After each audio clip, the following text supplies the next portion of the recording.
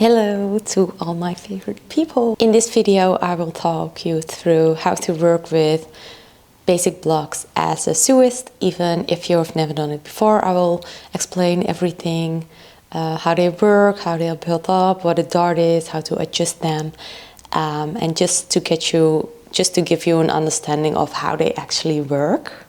If you don't create pattern blocks, sewing can be confusing at all times and also become inconsistent. So if you have a good basic block, then you can create more freely, because creative freedom comes from some kind of structure. So if you have a good base, you will end up designing very free because you know the base is already good.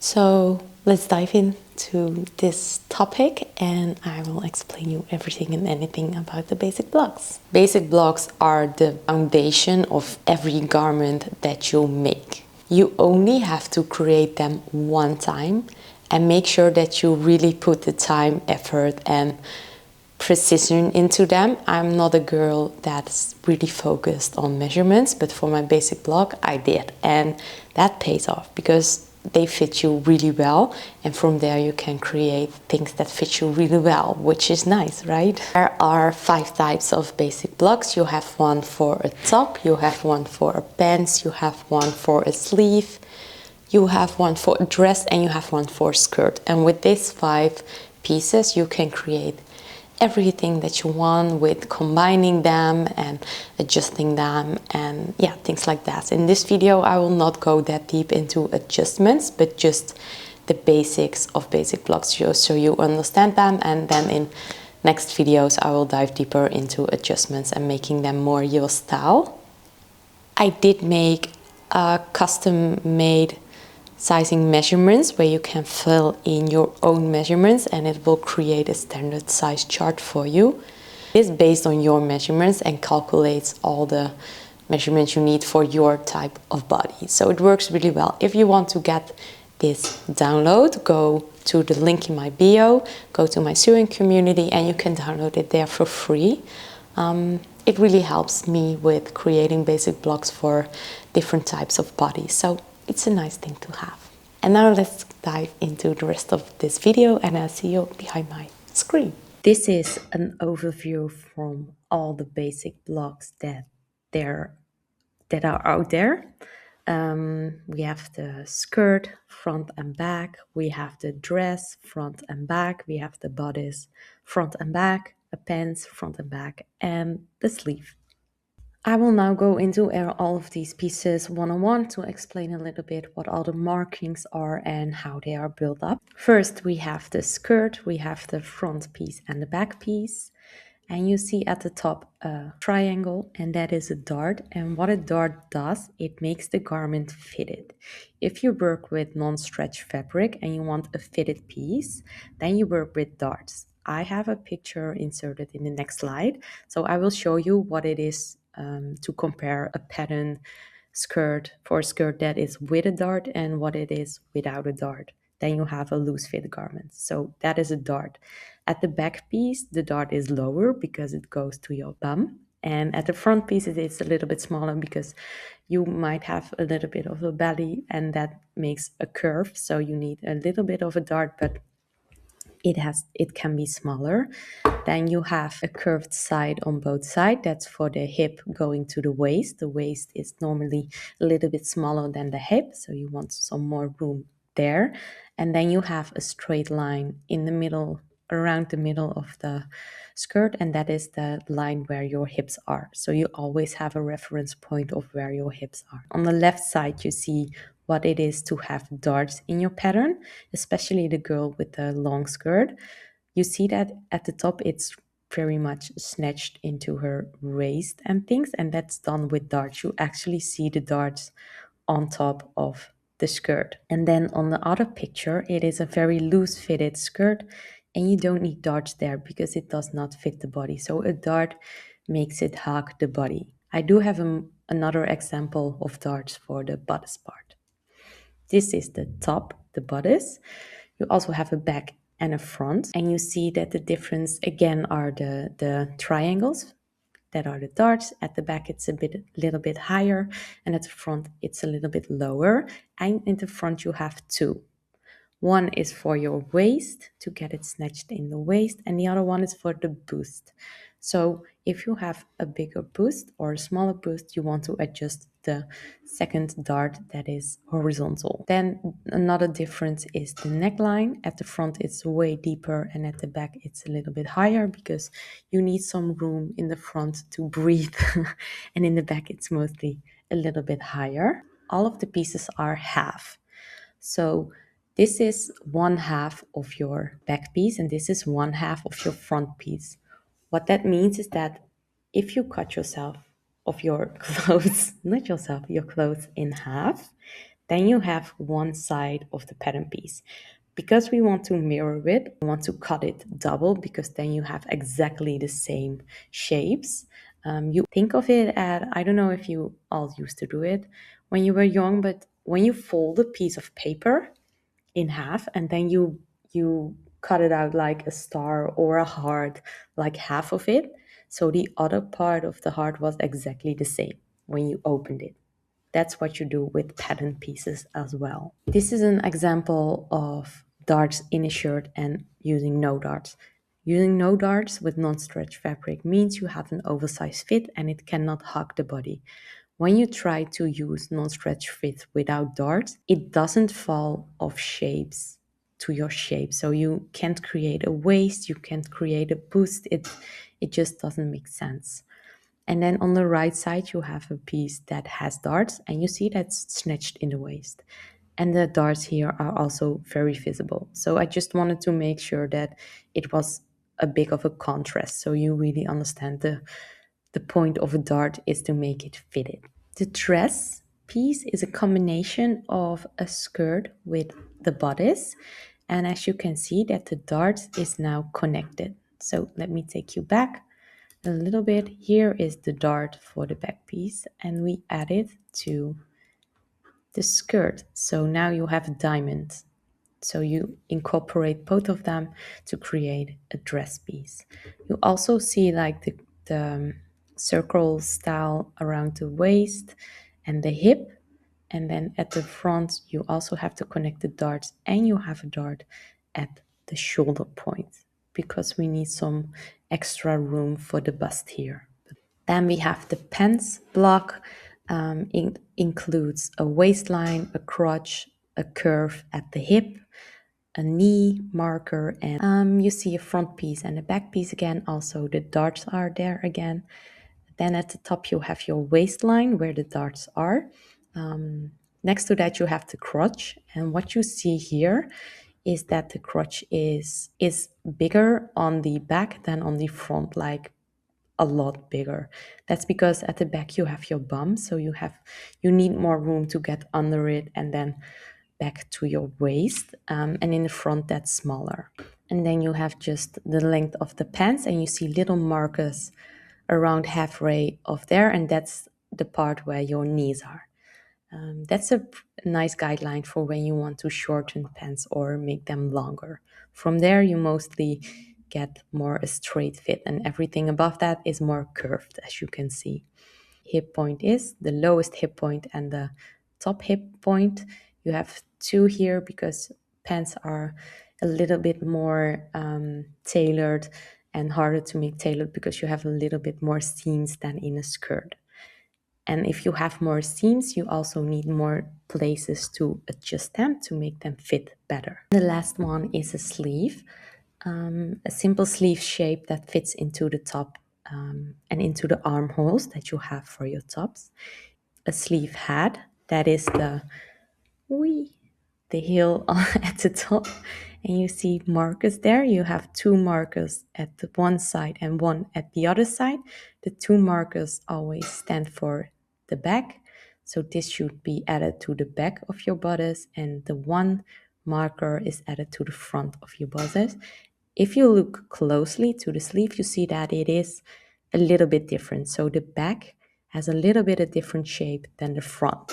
Let me take you back to the bodice so you can see here as well. As you see for the armhole, it has a different shape at the front as for the back. So that's why you also have a little bit of different shape at the sleeve.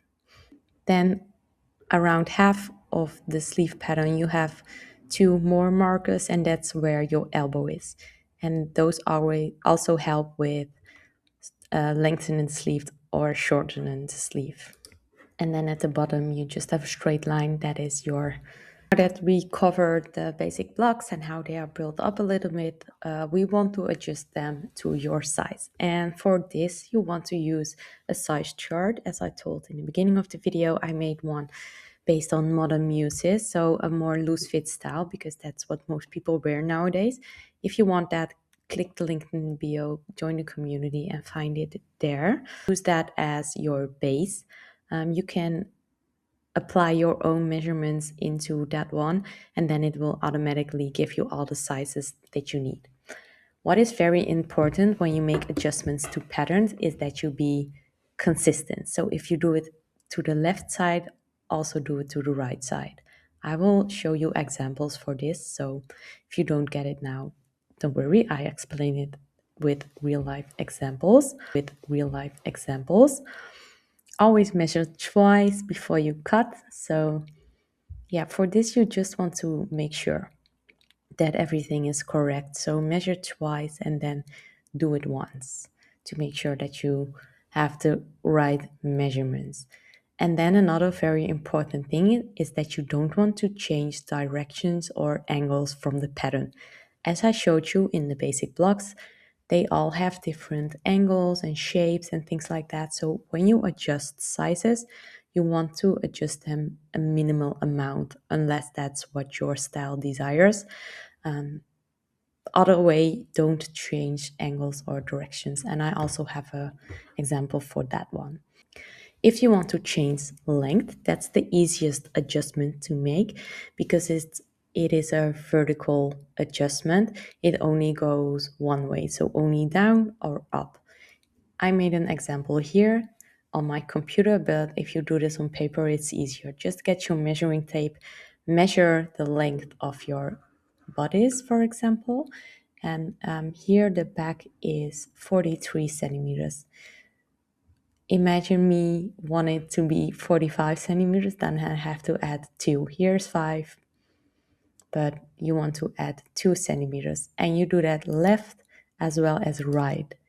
And for the not changing directions or angles, you also want to incorporate the dart until the bottom and use the lines that are already there as a guide to make it the same. Lengthen your pants. You go from 90 to 95. You want to add it left and right and here you can measure from the knee point. So there are the marks for. Measure the line, follow the line, and add the length 5 centimeters, as well as here at the length 5 centimeters. And as you can see, if you look closely, I didn't change the direction. I followed the line that was already there to add 5 centimeters on both sides. So that's an easy way on how to adjust length. And then how to adjust width. If you want to adjust width, you have to keep in mind that you have 4 seams. As I told you, it is a folded piece. If you fold it open, it has 2 sides instead of only one. And that's why I incorporate this image. And for example, you want to add 4 centimeter in totals.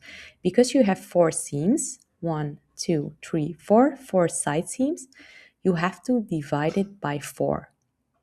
For this example, I choose 4 to make it very clear. And that will look like this. And as you can see as well, I divided the 4 centimeters by 4 and added it to every single seam. That's consistency. You can't add it to one of the seams. You have to add it everywhere. So that's why you divide it by 4, because you have 4 seams. That's 1 centimeter for every seam. If you add 2 centimeters on half of the pattern, because you might think, oh, when I have half of the pattern, I only have 2 side seams, therefore divided by 2. That's not correct. You always have 4 side seams where you add the extra width.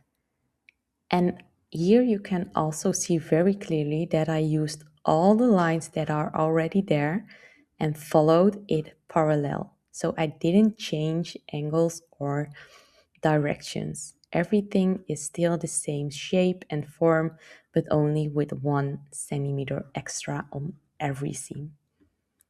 There are two ways on how to adjust patterns in width and in length. And if you want to, instead of add, you want to cut off, then you do it the other way around. So everything works the other way around. And here you really can play around with what your style is, what you like. I now only added to the side seams, but if you like loose fit, you can also choose to add like 5 centimeters, and then you have more the loose fit. It's just a matter of playing and experimenting with adjustments to see what you like. And if you want to adjust the neckline, for example, yeah, just play around with it. If you want it to be more a boat neck, then you want to change the top points and make them more towards the shoulder. Or if you want to lengthen the top, you can also do that, and just play around with things that you like and what your style is. So we already covered a lot of basic blocks, and I really want to get deeper into this as well, but I will do that in the next videos.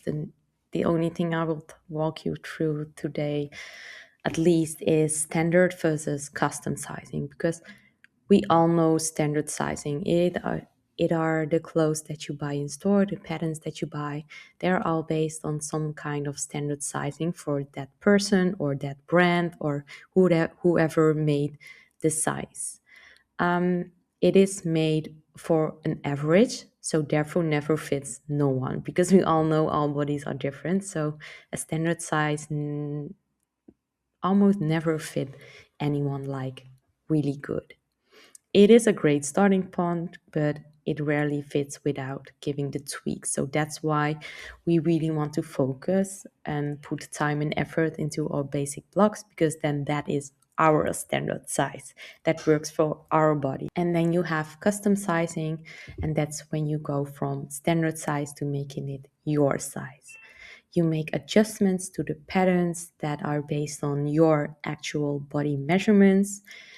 And keep in mind that even small changes. So here I also want to encourage you to go into your closet and put on pieces that you wear a lot and see what measurements they have. So if you like wearing pieces with a little bit of a shoulder drop, then add that in your basic block. Make them comfortable to your body and to your desired style. And once your basic block fits you, every pattern that you build from there is good, because you have a good base, and it will be way less guesswork and way more intuitive designing because you have a good base. So this really is your nudge to make good basic blocks. And as I said, I want to dive deeper into this as well, but this is just to give you an understanding of how patterns in general work. I hope it helps with. That being said, I do have a program that is starting in January where I help you create basic blocks as well as adjusting them to your desired style. So really creating your dream pieces together. I do have a few last spots. You also can apply via my community. So I said it twice before, but this is the third time. May it be luck. Join the community, see what's in there, get your standard custom sizing system, and also have the ability to ask questions, have a community of other sewists, and also there's the information on working with me for the program. First come, first serve. I only have a limited amount of spots, so if you're interested in diving more into pattern making, I love to walk you through it with the program. As a conclusion of this video, don't skip the basics. Your pattern blocks are everything. Precision is the power to creative freedom. So you only have to be very precise once to practice for a good free system of creating. So take your time once for the measurements so you can be more free in all the patterns you create from the basic blocks.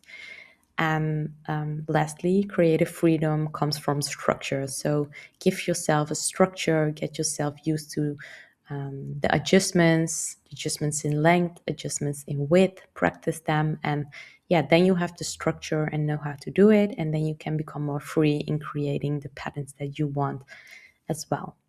So I really hope this video is helpful in some certain way. If you have any more questions about patterns, pattern making, drop them in the comments and I will reply to you. Yeah, and as I said, I will dive deeper into those kinds of topics because I feel like a lot of people have questions about it, and I love to share it more with you and create our dream pieces together. That's fun. See you. Bye.